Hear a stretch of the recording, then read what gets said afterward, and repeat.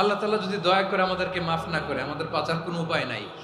আপনি কি ভেবেছেন আপনার নামাজ দিয়ে আপনি জান্নাতে যাবেন? আপনি তাহাজ্জুদ গুজার, সেজদা দিতে দিতে কপালে দাগ ফেলেছেন, এটা আপনারা জান্নাতে নেবে না। আপনি এলাকার সবচেয়ে বড় হাতেম তাই দানশীল, এই দানের ভরসায় বসে আছেন। কশিন কালো ভাব। আমাদের নামাজ, আমাদের রোজা, আমাদের ইবাদত, এগুলোকে মিজানের পাল্লায় উঠালে কোনো ওজনই হবে না। তবে আমাদের একটা কৌশল জানা আছে, আমরা আল্লাহর রহমতের ভিখারি।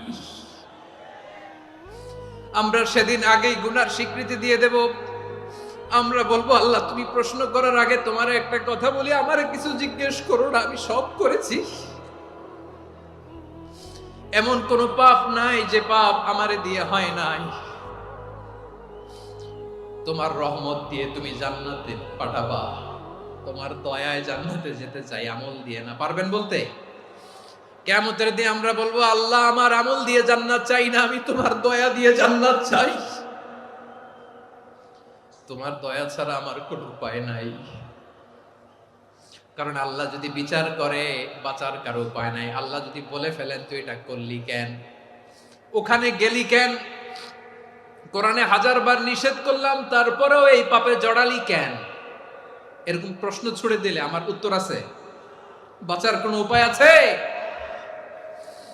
রোজ হাসরে হে আল্লাহ আমার করোনা বিচার, আল্লাহ করোনা বিচার।